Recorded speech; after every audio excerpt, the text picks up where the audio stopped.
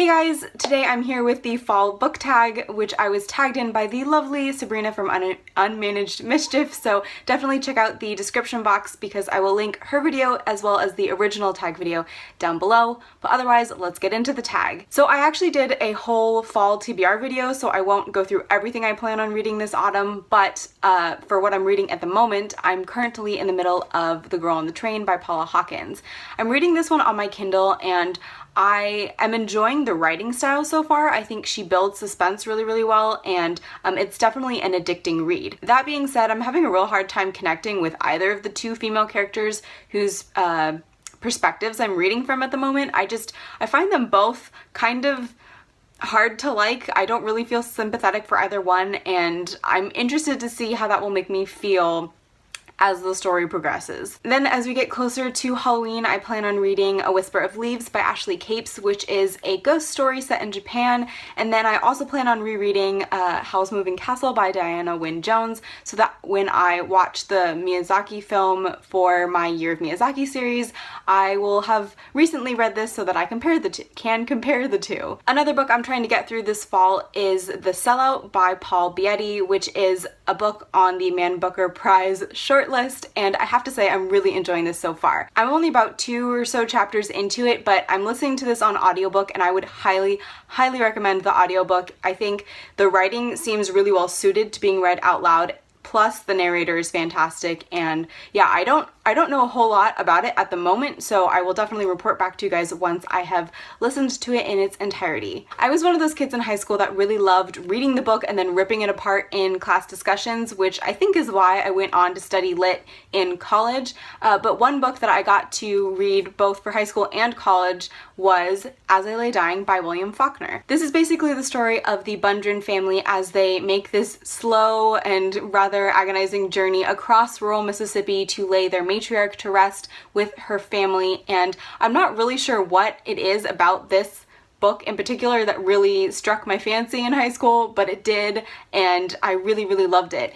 Then in college, I was lucky enough to take a course solely on this book and The Sound and the Fury, and we compared the two, and it was just such an enjoyable experience. I thought that was one of the best discussion-centric courses that I got to take when I was in college, and yeah, if you haven't gotten to kind of do a discussion group surrounding this book, I would highly suggest doing so in some form or other, whether that's in a class or in a book group. As for favorite school subjects, definitely English throughout high school and college, and then in high school I was all about history classes. In college I was also an art history minor, and I think one of my favorite classes that I took all 4 years of college was for that minor, and it was a history of design course that literally went from caveman style implements to mid-century American design, and it was just the best class ever. I'm not really into horror, whether that's in book form or movie form. I just don't really read it, but I do like crime,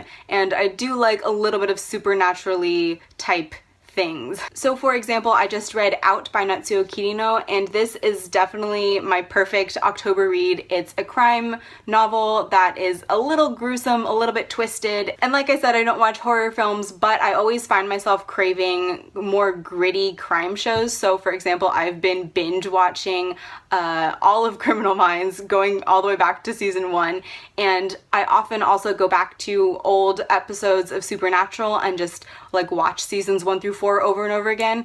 Yeah, those things are perfect for October for me. In Sabrina's video, I think she mentioned something about being an ignorant American and not understanding the association of November with bonfires and fireworks, and I'm kind of the same. When I was in elementary school, I went to a school called the Waldorf School, and we had a fall festival, so that's about as close as I come to understanding this reference. So if you guys want to explain it to me, I'd love to know. As for a gripping read, I definitely have to mention The Girl Who Kicked the Hornet's Nest by Stieg Larsson, which is of course the third book in the original Millennium trilogy. Now, I really enjoyed all of the books. I definitely think the first book is the weakest, and then it got better as it came to the close, but I think this one in particular was really gripping because everything is at stake here. I don't really have a specific cozy comfort read, but if you're talking about something that you come back to, especially this time of year, I would definitely have to mention The Hobbit by J.R.R. Tolkien. That's something I always feel like rereading in late autumn, early winter, and same goes for The Chronicles of Narnia by C.S. Lewis.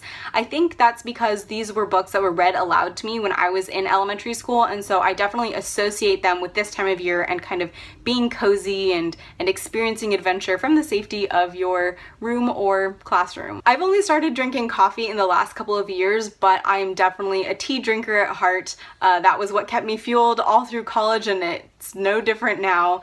And I think my favorite would definitely have to be just a good old Earl Grey with 1 packet of sugar. This is the part where I admit that I'm actually a very boring person and I don't really have any plans for the next month or so, but I am looking forward to Thanksgiving. Rather than staying home and cooking a massive feast for everybody, my family tends to be a little non-traditional, and a lot of the times we go places or do little day trips that we've been planning, you know, just something a little bit different. This year, however, we might actually end up doing a huge dinner because my brother has invited some of his college friends who live out of state and won't be able to go home for the holiday, so who knows, I might end up with a house full of gigantic, hungry college men. So those are all of the questions to the fall book tag, and I'm going to go ahead and tag Whitney from All the Shelves, Kate from Kate Howe, and Vanessa from Chbosky. So if you guys haven't been tagged already, I would love to see your answers. Here in Southern California, we had approximately 2 days of